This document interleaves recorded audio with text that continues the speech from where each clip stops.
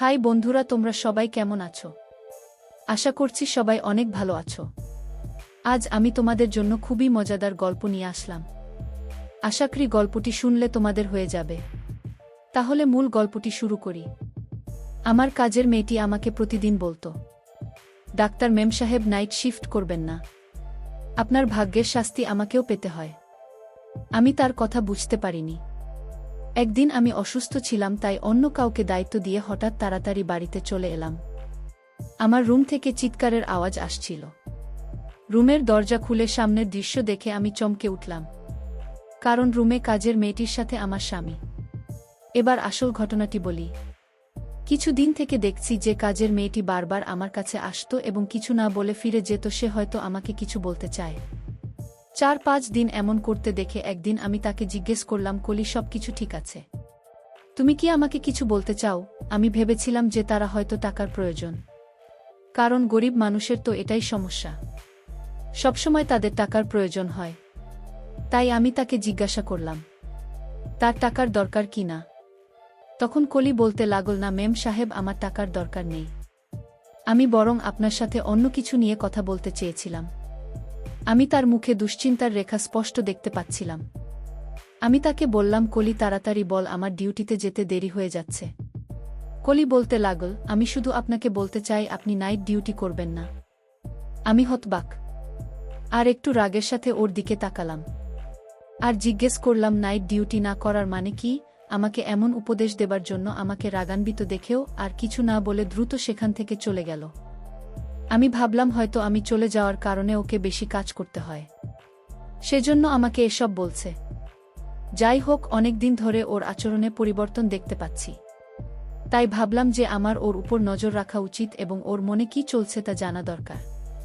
যাই হোক, আমি ডিউটিতে চলে গেলাম। যদিও আগে আমি শুধু দিনের ডিউটি করতাম, তবে গত 2 বছর ধরে আমি নাইট ডিউটি করছি এবং এতে আমার কোনো সমস্যা হয়নি।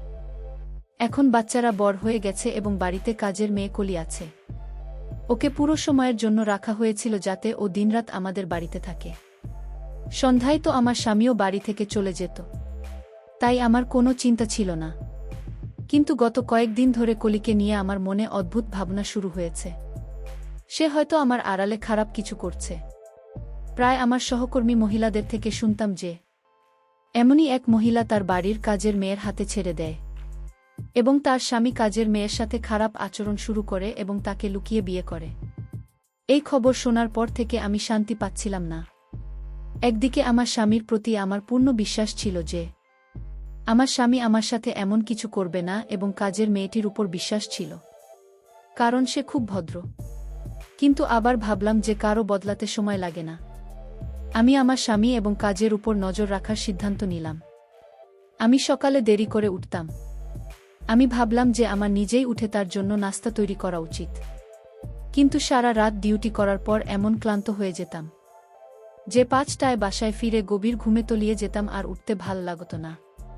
দুপুর 2টায় ওঠার পর লাঞ্চ করে আমার প্রাইভেট রুমে বসে থাকতাম। চাকরির পাশাপাশি আমি একটি প্রাইভেট ক্লিনিকও খুলেছিলেন, যেখানে আমি গরিব মানুষের চিকিৎসা বিনামূল্যে করতাম। ক্লিনিক থেকে আসার পর সন্ধ্যায় চা খেয়ে হাসপাতালে যেতাম। মাঝে মাঝে আমার স্বামী আমাকে অভিযোগ করে বলতো, কোহিনূর, তুমি তোমার জীবনকে এতটা ব্যস্ত করে ফেলেছ যে আমাদের জন্য তোমাদের সময় নেই। আমিও তোমাকে ভালোবাসি এবং তোমার প্রয়োজন অনুভব করি। কিন্তু আমার স্বামী খুব ভালো ছিল। আমি তাকে খুব তাড়াতাড়ি মানিয়ে নিতাম এবং ও আমার অসুবিধা বুঝতে জীবন একই রুটিনে চলছিল। কিছুদিন শান্তিতে কেটে গেল। আমি তেমন কিছু দেখতে পেলাম না, তাই আমি কিছুটা নিশ্চিত হলাম। কিন্তু একদিন কলি আবার আমার কাছে এসে বলল, মেম সাহেব, আপনি আমার কথা শুনুন। দিনের বেলায় আপনার ডিউটি করিয়ে নিন, তাহলে আপনার শাস্তি আমাকে ভোগ করতে হবে না। এবারও খুব রেগে বলেছিল এবং কথা শেষ করে সেখান থেকে চলে গেল। ওর কথা শুনে আমি হতবাক হয়ে গেলাম যে আমার ভাগের শাস্তি মানে কি? ও আমার স্বামীর সাথে আমার ভাগের সময় কাটাচ্ছে না তো? এই ভেবে আমার পায়ের নিচ থেকে মাটি সরে গেল। আমার স্বামীর উপর আবার যে বিশ্বাস ছিল সেটা নয় বলে মনে হতে লাগল। কিন্তু তারপর ভাবলাম, না, এটা সম্ভব না, ও নিশ্চয়ই এমনই কথা বলছে। কিন্তু তারপরেও আমি জানতে চাই যে আমার দিনের ডিউটি করার জন্য না করে রাতে ডিউটির জন্য এত জোর করার পিছনে উদ্দেশ্য কি? আমি একজন ডাক্তার এবং আমি সারা জীবন সততার সাথে কাজ করেছি। এবং কখনো কারো কাছ থেকে কোনো অনুগ্রহ নেয়নি। হাসপাতালের ম্যানেজার আমাকে যে ডিউটি দিয়েছে তা আমি সানন্দে গ্রহণ করেছি এবং পূর্ণ নিষ্ঠার সাথে পালন করেছি। এখন আমি নাইট শিফটের কথা বলে রেখেছিলাম। বলেছিলাম যে আমি নাইট ডিউটি করব। এতে আমার কোনো সমস্যা নেই। এখন আমি হঠাৎ করে ছেড়ে যেতে পারব না। তাহলে আমার নাম খারাপ হয়ে যাবে। এত বছর ধরে আমি কঠোর পরিশ্রম করেছি এবং কখনো কথার খেলাপ করিনি। পুরো স্টাফদের আমার উপর অনেক আস্থা ছিল। কিন্তু এভাবে আমি আমার সংসারটা নষ্ট করতে চাই না। তাই ভাবলাম কিছু করা দরকার। কোহলি গত 1 বছর ধরে আমার বাড়িতে কাজ করছে। এতদিনে না ওর বিরুদ্ধে আমার বিরুদ্ধে ওর কোনো অভিযোগ ছিল না। একজন বিধবা যার 2-3টি সন্তান আছে এবং তাদের ভরণপোষণের জন্য আমার বাড়িতে কাজ করত। আমি চাকরির প্রথম দিনই তাকে বলেছিলাম যে তোমাকে এখানে 24 ঘন্টা থাকতে হবে।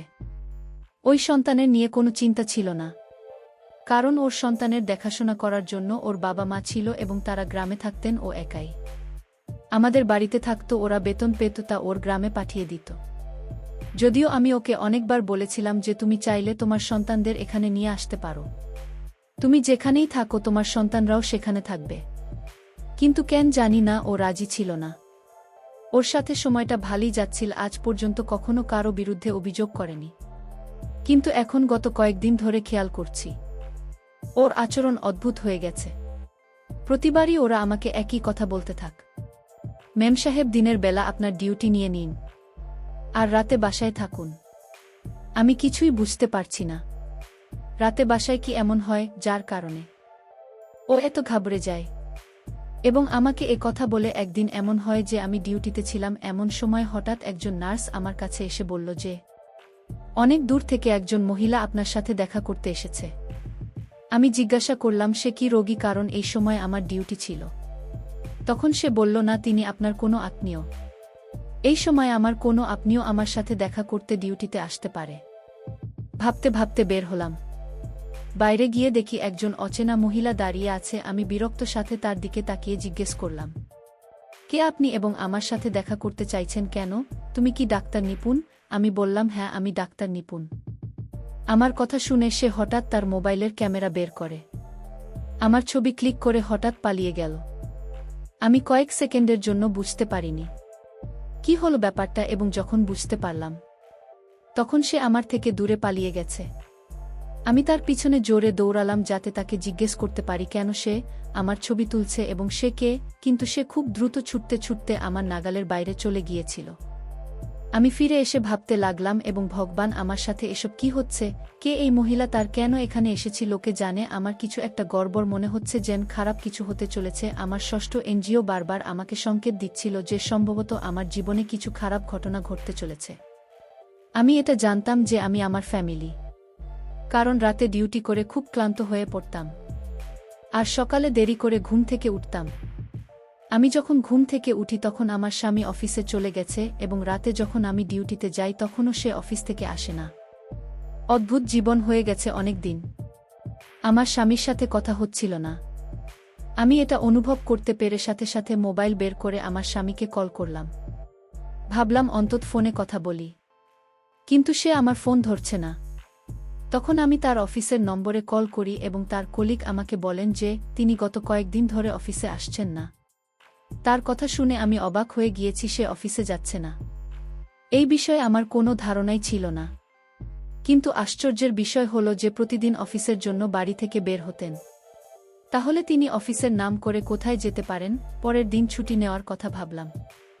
আমি যখন বাড়িতে এই কথাটা জানালাম তখন সবাই খুব খুশি, বিশেষ করে কাজের মেয়ে কলির চোখে মুখে খুশির ছাপ ফুটে উঠল। রাতে খাবার খেয়ে বাইরে হাঁটতে বের হলে দেখলাম কলি কারো সাথে ফোনে কথা বলছে আর কাউকে বলছে মেম সাহেব আজকে বাড়িতে আছেন। আজ আমার কপাল ভালো, নইলে তো তার ভাগের শাস্তি পেতে আমি হয়তো মরেই যেতাম। আমি যখন তার কাছে গেলাম সে হঠাৎ ঘাবড়ে গিয়ে ফোন কেটে দিল। আমি যখন তাকে জিজ্ঞেস করলাম তার সাথে কথা বলছে, সে বলল কারো সাথে নয়, শুধু মাকে ফোন করেছিলাম। সন্তানদের খবর নেওয়ার জন্য এখন কলির প্রতি আমার সন্দেহ বেড়ে গেল। হয়তো সে কোনো ঘোট পাকাচ্ছে, অথবা আমার কাছ থেকে বড় কিছু লোক আছে। এটা তো নয় যে সে কোনো অন্যায় কাজে জড়িয়ে পড়েছে। ভাবলাম আজকে বাড়ি থেকে দেখবে এখানে কি এমন হয়। কিন্তু আমার চোখে কিছুই করল না। সবাই আরামে শুয়ে পড়ল। আমার ছুটির কথা শুনে আমার স্বামী খুব খুশি হয়ে বললেন, কতদিন হয়ে গেল আমরা একসাথে সময় কাটানোর সুযোগ পাইনি। আমিও বুঝতে চেষ্টা করলাম সে কি সত্যিই খুশি, নাকি শুধু খুশির ভান করছে, তাই সন্দেহের চোখে তার দিকে তাকালাম। যেটা সম্ভব কিনা যে আমি বাড়ি ছাড়ার পরে তার এবং কাজের মেয়েটির মধ্যে কোনো সম্পর্ক আছে কিনা। সেজন্য মেয়েটি আমাকে বলে যে আপনি বাড়িতে থাকুন, আমার একটি মেয়ে এবং একটি ছেলে আছে। মেয়েটি স্কুলে পড়ে এবং ছেলেটি ছোট ছিল এবং সেই স্কুলে যেত বাড়িতে। আমরা এই কজন ছিলাম, তাই আমার ধারণা ছিল বাড়িতে শুধু একটা কাজের মেয়ে যথেষ্ট। তাই কলি ছাড়া আর কাউকে কাজে নেওয়ার জন্য ভাবিনি। আমি বারবার পরিবারের সদস্যদের অন্য কোনো কাজের মেয়ে নেওয়ার কথা বলেছিলাম। তখন সবাই কলির অনেক প্রশংসা করে বলতো যে ও একা থাকলেও আমাদের কোনো সমস্যা হয় না, তাহলে অন্য কাজের মেয়ে নেওয়ার কি দরকার। আমিও স্বস্তি পেলাম। কিন্তু গত কয়েকদিন ধরে আমি লক্ষ্য করেছিলাম যে কলি আর আমার মেয়ে শান্তা একে অপরের সাথে আরও বেশি ঘনিষ্ঠ হতে শুরু করেছে। শান্তা সারাক্ষণ কলির আশপাশে থাকত। এটা দেখে আমার খুব অদ্ভুত লাগত যে কেন কোহলিকে এত ভালোবাসতে শুরু করল। আমি এটাও দেখছিলাম যে শান্তা আকিবের কাছাকাছি যাওয়ার চেষ্টা করত, কলিকে কাছে পাওয়ার চেষ্টা করত, কিন্তু কলি তার কাছ থেকে পালিয়ে বেড়াত। সেদিন আমি সারাদিন এবং সারারাত বাড়িতে থেকে দেখেছি। এমনকি হাসপাতালেও যায়নি এবং ক্লিনিকে বসে নিশান তাকে কোলের কাছে যাওয়ার চেষ্টা ছাড়া কিছু অস্বাভাবিক মনে হয়নি। কিন্তু আমি এই বিষয়টিকে উপেক্ষা করেছি, কারণ আমি বাড়িতে থাকি না, শুধু কলি বাড়িতে থাকি, তাই সে হয়তো কলির সাথে মিলেমিশে থাকে। কিন্তু সে রকম কিছুই ছিল না। আমি এখন ভিতরে গেলাম যে কলির এই নাটক কবে শেষ হবে কে জানে। আমি আমার রুটিন অনুযায়ী পরের দিন আবার নাইট ডিউটি শুরু করলাম। দুদিন পরে আমি খুব ভোরে উঠলাম, কারণ সন্ধ্যায় আমার এক বান্ধবীর বিয়েতে যেতে হবে। তাই আমি তার জন্য একটি উপহার নেওয়ার কথা ভেবে বাজারে গেলাম। সেখানে আমাকে এক জায়গায় দাঁড়াতে হয়েছিল, কারণ সামনে দৃশ্যটি আমাকে অবাক করেছিল। কারণ আমার স্বামী হাসপাতালের ভিতরে যাচ্ছিল। কেন ওকে হাসপাতালে যেতে হবে? ও একেবারে ঠিক আছে, ওর কোনো সমস্যা নেই। আমিও তাকে অনুসরণ করে হাসপাতালে গেলাম। দেখলাম সে রুমের ভেতরে চলে গেল। আমি জানালায় উকি দিয়ে দেখলাম সে মহিলাকে টাকা দিচ্ছিল। তাকে আমি চিনতে পারিনি, কারণ তার পিতা আমার দিকে ছিল। মহিলাকে টাকা দিয়ে আমার স্বামী দ্রুত বেরিয়ে গেল। এরপর মহিলাটি কাউকে ডাকা এবং কিছুক্ষণ পর যে মহিলাটি এল তাকে দেখে আমি চোখের পলক ফেলতে ভুলে গিয়েছি সেই মহিলাটি আর কেউ নয়, আমার কাজের মেয়ে কলি। মহিলাটি ক্লিকে কিছু টাকা দিন। কলি তাকে ধন্যবাদ জানিয়ে সেখান থেকে চলে গেলে আমি বুঝতে পারছি না এসব কি হচ্ছে। আমার স্বামী প্রথমে এক অজানা মহিলাকে টাকা দিল, তারপর সেই অজানা মহিলাটি আমার স্বামীর দেওয়া টাকা থেকে কিছু টাকা ক্লিকে দিন। অবশেষে মহিলাটি যখন আমার দিকে মুখ ঘোরালো, আমি স্তব্ধ হয়ে গেলাম। আমি কিভাবে সেই মহিলাকে বলতে পারি এতদিন পার হওয়ার পরেও তার মুক্তি আমার মনের মধ্যে আঁকা হয়েছিল? এই সেই একই মহিলা যে সেদিন আমার ছবি তুলে পালিয়ে গিয়েছিল। আমার স্বামীর সাথে এর কি সম্পর্ক? আমি ভাবলাম তাকে গিয়ে জিজ্ঞেস করব, কিন্তু এরপরে আর একজন লোক এসে সেই মহিলার সাথে হাত মিলিয়ে দুজন সেখান থেকে চলে গেল। এসব দেখে এখন আমি নিশ্চিত হলাম যে আমার বিরুদ্ধে কোনো গভীর ষড়যন্ত্র করা হচ্ছে এবং এতে আমার স্বামীর সাথে আমার কাজের মেয়ে কলি জড়িত। আমি সিদ্ধান্ত নিলাম যে আজ আমি দুজনকে হাতে নাতে ধরব। রাতে যখন আমি নাইট ডিউটিতে যাচ্ছিলাম তখন আমার স্বামীও বাসায় এসে আমাকে বলল, চলো আমিও তোমার সাথে যাব, কিছু জরুরি কাজে শহরের বাইরে যেতে হবে। আমি চিন্তায় পড়ে গেলাম যে ও যদি বাড়ির বাইরে থাকে তাহলে কিভাবে ওদের হাতে নাতে ধরব। হাসপাতালে গিয়ে ভাবতে ভাবতে আমার মাথা ব্যথা শুরু হলো। মাথায় প্রচণ্ড ব্যথা শুরু হল। 5 জন ডাক্তার রাউন্ডে এসে আমার অবস্থা দেখে বললেন, আমার মনে হয় না তুমি রাতের ডিউটি করতে পারবে, তোমার বাড়িতে ফিরে যাওয়া উচিত। আমার এমন প্রচণ্ড মাথা ব্যথা ছিল যে আমারও মনে হয়েছিল যে আমি এখানে আর থাকতে পারবো না, নইলে আমার শরীর খারাপ হবে। আমি আমার জায়গায় অন্য একজন ডাক্তারকে ডিউটি দিয়ে এবং বাড়িতে না জানিয়ে চলে এলাম। রাতে হঠাৎ করে কখনো বাসায় ফিরিনি। দরজা বন্ধ ছিল। ভাবলাম ওদের ঘুম থেকে উঠানোর চেয়ে চাবি দিয়ে দরজা খুললেই ভালো হবে। ভিতরে ঢুকতেই বুঝলাম আমার স্বামী হয়তো এখনো বাড়ি ফেরেননি, কারণ তার গাড়ি ছিল না। আমি আমার রুমের দিকে যেতে শুরু করেছিলাম। এমন সময় হঠাৎ চিৎকারের আওয়াজ পেলাম। উপর থেকে শব্দ আসছে। দৌড়তে লাগলাম। আমি যখন উপরে গেলাম তখনও আমার ছোট মেয়ের ঘর থেকে চিৎকারের আওয়াজ আসছে। আমি এগিয়ে গিয়ে সাথে সাথে দরজা খুললাম। সামনের দৃশ্যটা দেখে আমার নিজেরই চিৎকার বেরিয়ে গেল, কারণ এটা সেই দৃশ্য যা আমার আত্মাকে নাড়া দিয়ে দেয়। আমি দেখলাম আমার মেয়ে বাজেভাবে কলিকে মারছে আর কলি গলা চিরে চিৎকার করছে। এগিয়ে গিয়ে ওকে সরিয়ে দিলাম। আমাকে দেখে বিরক্ত হয়ে গেল আমার মেয়ে। এদিকে আমাকে দেখে কলি তাড়াতাড়ি আমার পিছনে লুকিয়ে বলল, এই জন্যই তো আপনাকে নাইট ডিউটি না করতে বললাম, কারণ আপনি চলে যাবার পর আমার সাথে এটাই ঘটে। আপনার মেয়ে আমাকে প্রতি রাতে আমাকে মারধর করে, এবং এটা আজ থেকে নয়, অনেক দিন ধরে এমন। আর আপনার মেয়ের যন্ত্রণা আর সহ্য করতে হচ্ছে। আপনি যখন রাতে ডিউটিতে চলে যান তখন আপনার মেয়ে আমাকে প্রতি রাতে গলা ধরে আমাকে মারতে শুরু করে। আমি কাজের মেয়ের কথা শুনে অনেক চিন্তায় পড়ে গেলাম। তাহলে আমার মেয়ের কি হয়েছে যে আমার স্বামী এবং তোমাকে মারধর করে? তারপর আমার মেয়েকে একজন মানসিক ডাক্তারের কাছে নিয়ে গেলাম। মানসিক ডাক্তার বলল, আপনার মেয়ের কিছু হয়নি। আপনার মেয়ে বাবা মায়ের ভালোবাসা পায়নি, আর তাই আপনার মেয়ের এমন অবস্থা। আপনি থাকেন রাতে ডিউটিতে আর আপনার স্বামী থাকে দিনে ডিউটিতে, আর তাই আপনার মেয়ে আপনাদের ভালোবাসা থেকে বঞ্চিত হয়। সে একাকিত্ব হয়ে যায়, আর এই জন্যই আপনার মেয়ে মানসিকভাবে ভেঙে পড়ে। এখন থেকে আপনারা ওকে সময় দিন, তাহলে সব ঠিক হয়ে যাবে। বন্ধুরা, আজকের গল্পটি কেমন লাগলো তা অবশ্যই কমেন্ট করে জানাবেন। আর আপনার কোনো ধরনের গল্প শুনতে ভালোবাসেন তা কমেন্ট করে জানাতে ভুলবেন না। এরকম নতুন নতুন গল্প পেতে আমার চ্যানেলটিকে সাবস্ক্রাইব করে পাশে থাকবেন। ধন্যবাদ।